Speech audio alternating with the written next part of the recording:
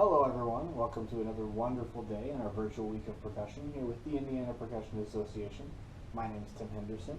I'm the percussion director for New Palestine High School in New Palestine, Indiana, and I'm excited to bring you guys this clinic today.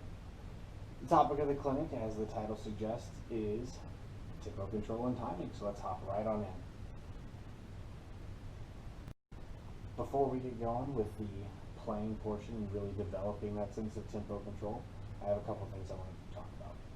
Number one, first and foremost, you always need to use a metronome when you practice.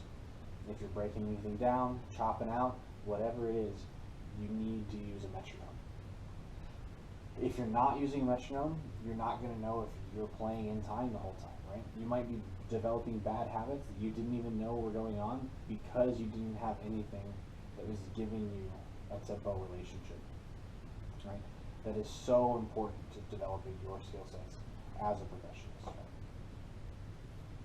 Second, we want to talk about if we are not in time, right?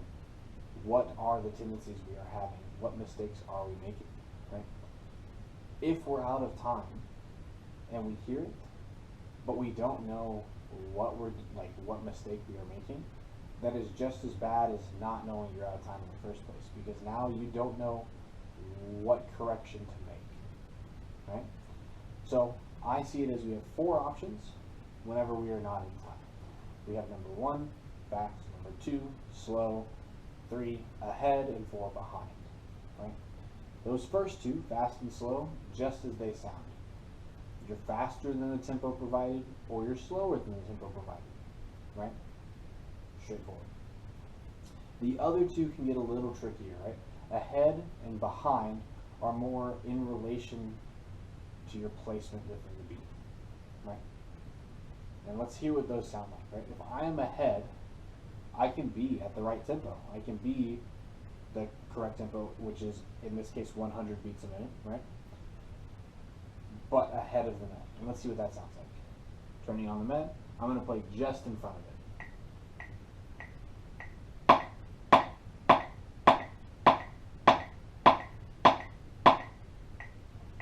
Right? You can hear the Met coming after I strike the drum, right? Now, in contrast, I can be behind. Same tempo, just behind the Met now.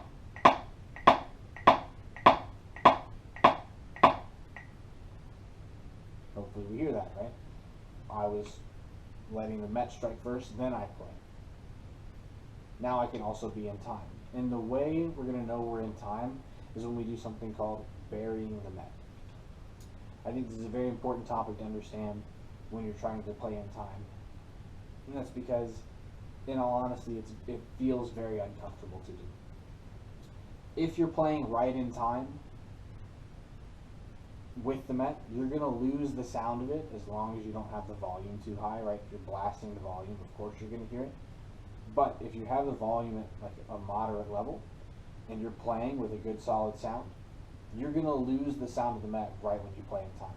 And I'm going to walk us through what that sounds like, right? To show you what I mean by this, I'm going to start behind the Met, and then I'm going to move forward, get right with it, and we'll hear the sound of the Met go away for a second there, and then I'm going to get ahead of it, and that sound's going to pop back out, right?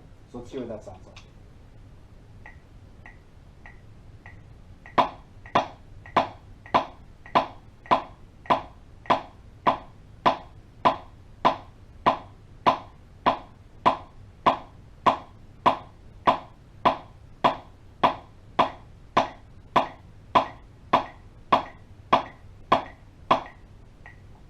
Right? So hopefully you can hear in there where we lost the sound of the Met. And the reason I say that feels uncomfortable to not have the sound of the Met coming through is because whenever we're playing, we're so used to listening for it. We're so used to, where's the Met? How does it sound? How do I sound in relation to it? That we worry more about how the Met sounds and what we're hearing, and less about the actual tempo we are playing, right? And I've had times where I've been in a line and I've felt like, oh wow, we're playing, but I can't hear the met. And then all of a sudden we can, and that's where we get cut off, because now we've fallen out of time from the met, right? So it's really important that you start feeling comfortable with the idea of burying the met to really develop your sense of time. Now that we understand those ideas, let's move forward into ways we're going to utilize the met to really develop our sense of time. And we're going to do that through some basic exercises hopefully a lot of us know. A metronome is one of the greatest tools that we can use as a percussionist to develop our tempo control and sense of internal time. I'm going to start us right where most of us always start, and that is with a quarter note on at all times. Right? If we just took 8 on a hand and really worked through just having a quarter note on, we could develop a good sense of time just off of that. Let's go ahead and hear how it sounds.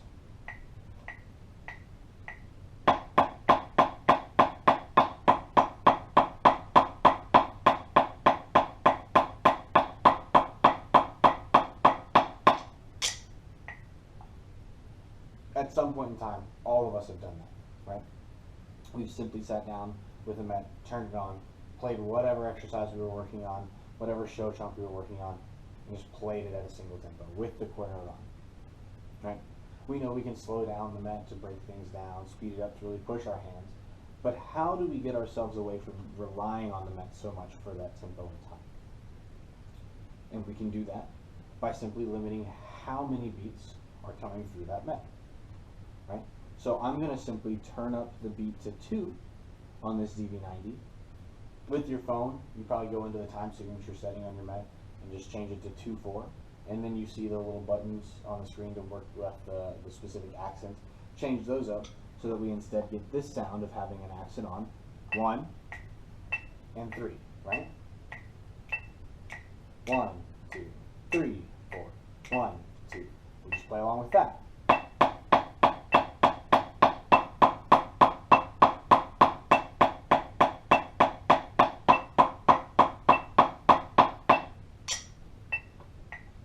Then from there, we just turn the quarter note off. Right? Now we just got what's provided to us on 1 and 3.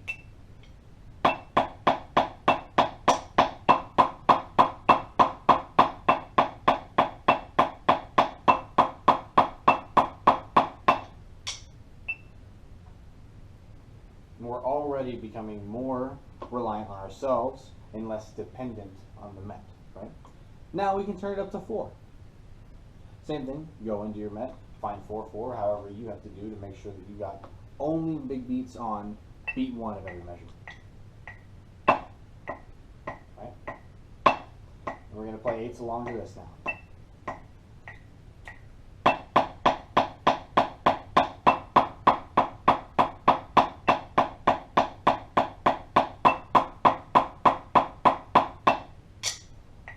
Then I turn the quarter note off, and I'm just left with beat 1 of every measure.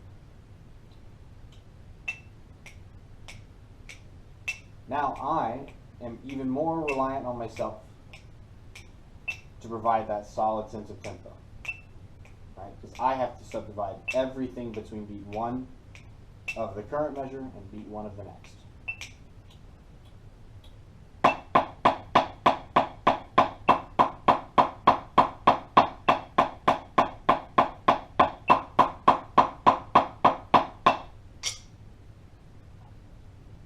Now I'm going to push it one step further with this, go all the way to 8. Now we're just going to get a big beat every other measure.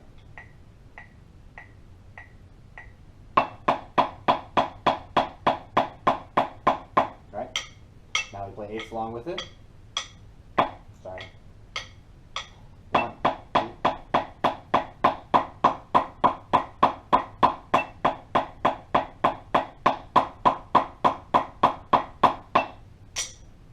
Right? And I just turn that quarter note down. 1, 2, 3, 4, 5, 6, 7, 8.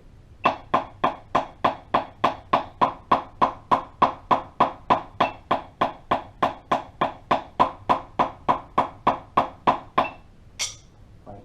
And now I'm becoming even more dependent or reliant on myself. the more we push ourselves away from the met and we really test ourselves like this, the greater we become at controlling tempo and time. Now, we can get into some more complicated ways to do this, right? And that starts by simply offsetting which beats we hear those accents on. So if I started back in 2-4 and I wanted to hear the beats no longer on 1 and 3 and instead on 2 and 4, 1, 2, 3, 4, 1, 2, 3, 4.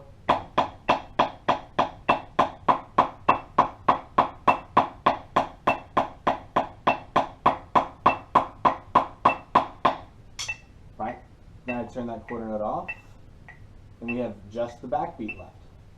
2, 3, 4, 1, 2, 3, 4, 1, 2, 3, 4, 1, 2, 3, 4, 1, 2, 3, 4, 1. Right? Then we can go to 4/4, and now we can put it on beat 3, correct? Same concept, now we just got more of a halftime backbeat to the measure. 1, 2, 3, 4, 1, 2, 3, 4.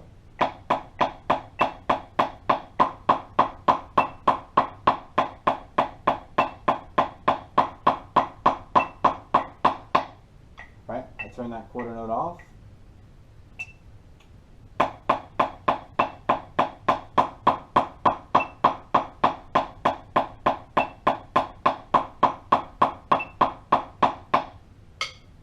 Right?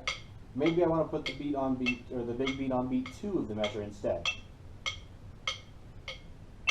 3, 4, 1, 2, 3, 4.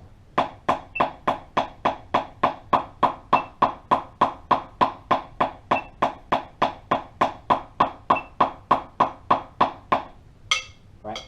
And we're in doing it that way. And I can really start to push where you feel time at. Even further than that, you don't even need to have the met on the beat. If you really want to push yourself, you could move to having it on the upbeats per se, here in 8 on a hand, right? I turn the met on, and maybe I turn on the 8th note for this part. Because I'm going to be thinking about having that big beat, right, the one we've been listening to this whole time, on the ands of every measure. Okay. Right? So if I go with and, 1, and 2, and 3, and 4, and 1, and 2, and 3, and 4, and 1, and 2, and 3, and 4, and...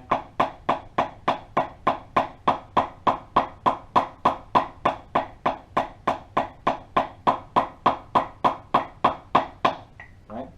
Might take your brain a little bit of time to get used to, right? But once you get that figured out, and, 1, and 2, and 3, and...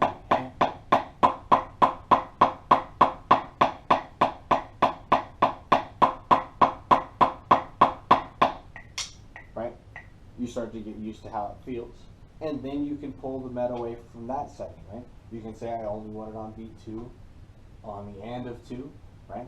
And you really start to push yourself and your ability to play right in time with a met, and limiting how much you're relying on it and depending more on yourself. That last portion of the video we just worked through, we focused on simply how well can I control beat to beat and keeping my tempo consistent. But to do that, there's another very important part of time that we have to talk about, and that is the rhythms that you are playing. If you're not playing a consistent, evenly spaced rhythm that is 100% perfect at all times, your tempo is going to suffer because of that. Say you're playing a triplet roll, right? You got your check, you go to the roll, and you tighten up your doubles a little bit. You try to connect them.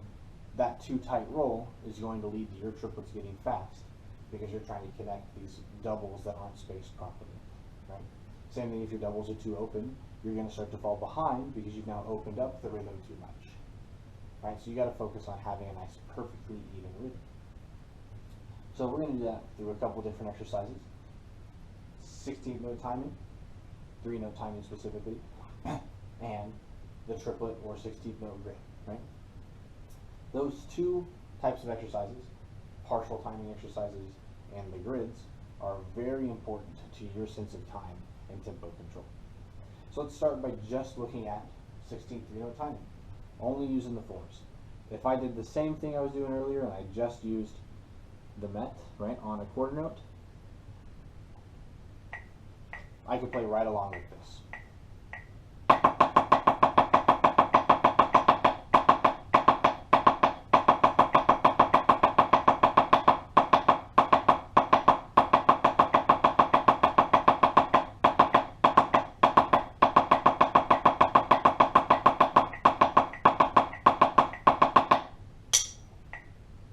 Right? Just working on that exercise as a base level is going to drastically help your tempo control, because if you can play all those broken 16th note patterns and whatnot, your sense of time is going to improve drastically. Now, maybe you're struggling, right? You can turn those 16th notes on your met and really listen for how well am I burying all of those partials. And if we play through just the first two patterns, you're also going to hear a couple times in there you get a partial that pops through through your pattern, right? It just fills in that one space we got.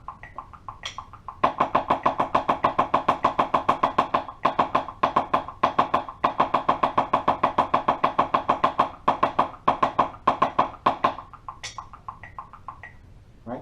That might sound a little cluttered, though. Maybe you don't like doing that, but it is very helpful to do. Right? Now, if I turn that stuff back off and we go back to just playing the 16th note timing, we can start to mess around with, maybe it's not all even. Maybe I have an accent on a specific partial, right? And this is going to start to focus on your ability to keep each and every rhythm nice and even. How well am I playing even 16th notes while emphasizing a specific part of the beat, right? Turn the met on, I'm just going to put accents on the downbeats, start nice and simple.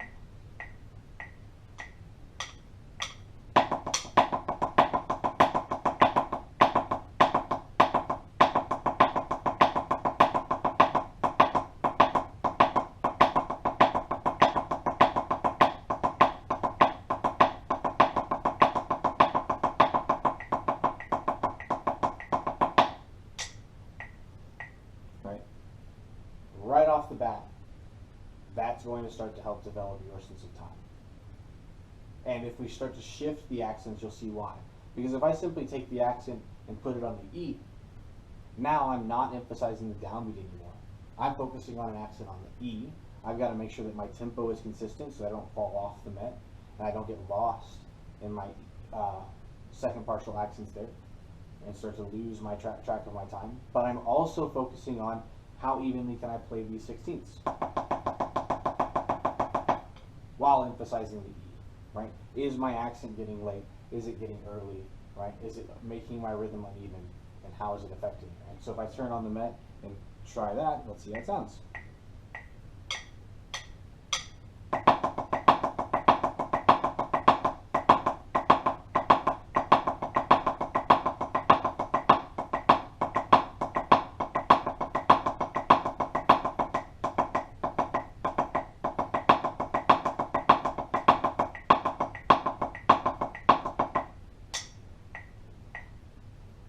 And you can work through each individual partial. You can put accents on two partials, maybe it's one E, maybe it's one and, E, however you want to do it.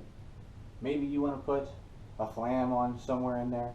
Whatever you want to do to really start to push how much you can do with 16th note timing is going to help. Or maybe you change the sticking, right?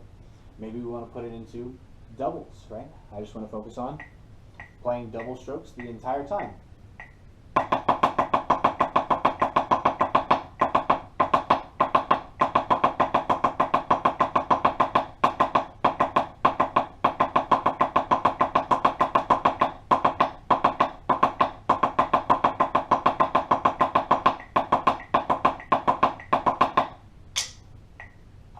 Right? The more you mess around with this exercise, the more good it's going to do you in terms of developing that sense of tempo and time, and how evenly can you play these 16ths. Now, if we move into the grid, same kind of concept. we're focusing on, say I just want to start with a triplet grid, how even are my triplets, and how do they sit in relation to the beat. And if I just turn on the Met, and again I turn on that triplet, I can focus on how well does my individual triplet partials line up with every accent being off the beat, whatever it is, and the Met.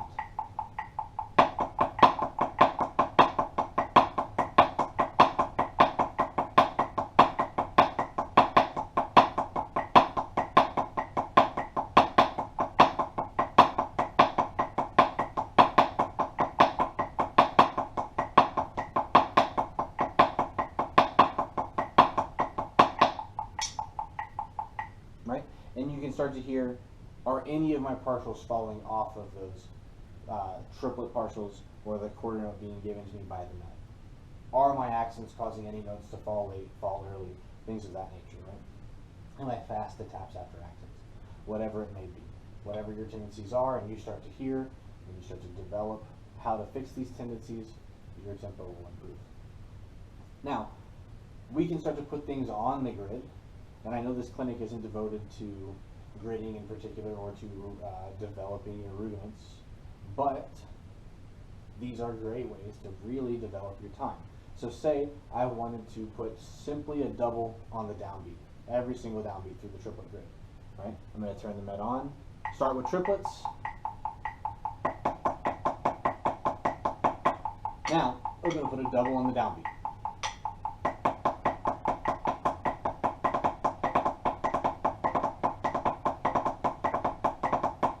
And the whole way through this exercise, through the triplet grid, we want to hear that rhythm.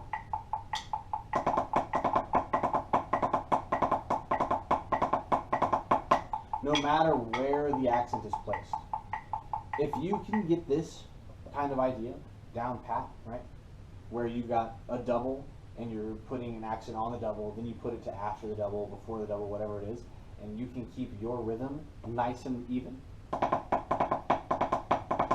you're starting to really develop control over whatever that rudiment or that skill set is and your ability to play it with good rhythm and good time. Right, so if I do that with the triplet grid,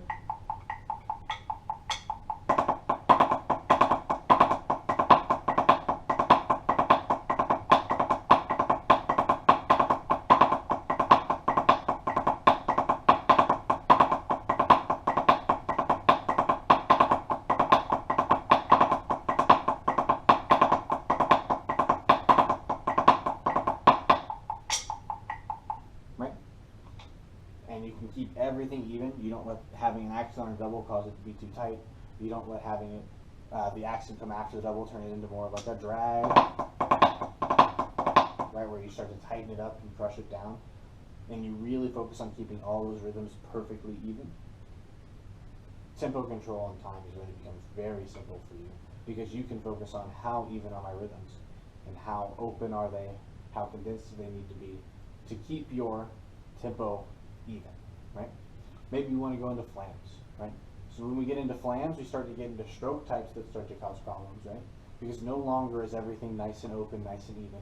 We've got some really fast upstrokes in there that might cause accents to get pushed behind in relation to the Met a little bit. They start to fall late. So you want to really focus on things like maybe you just focus on flam accents with the triplet grid, and how can you keep those upstrokes nice and even? How do you keep the downstrokes after where you have third partial accents nice and strong sounding, but also very rhythmically accurately placed, right?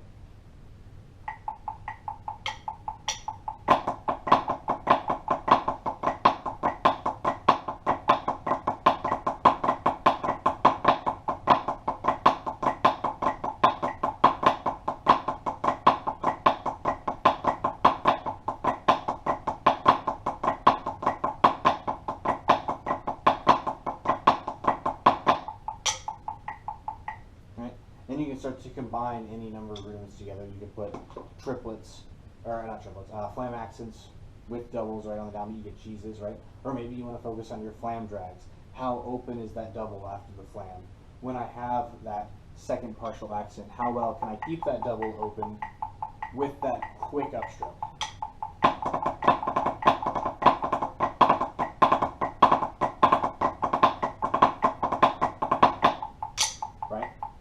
can I keep all those rhythms nice and even? Because if you can, again, you're going to get a nice solid sense of tempo control through anything you do if you continue to develop these skill sets. And same thing we did with the 16th note, or 16th 3-note timing. Maybe you just change up the sticking. If I go to the 16th note grid and I want to focus on playing with paradiddle sticking for some reason, right? Just got my 16th note grid. Oh, let me turn that triplet off. Whoops.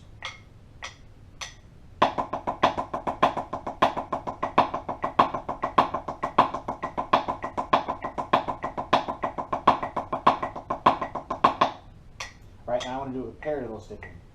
Yes, I may not come across any of these accent patterns within a paradiddle in anything I play through my show book or solos I play. Maybe you will, maybe you won't.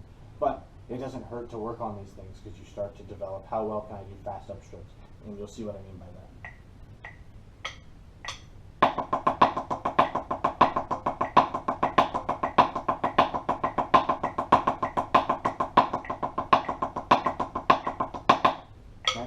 And I even had a little bit of a flub in there, but you get the idea, right? Where we're trying to keep everything nice and consistent with the rhythm that we are playing, the sticking we have chosen, the pattern we have chosen, and how well does it line up with the net, right?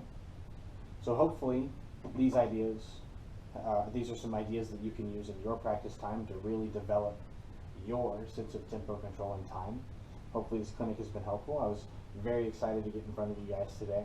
And I hope you enjoy the rest of your wonderful virtual week of percussion here with the Indiana Percussion Association.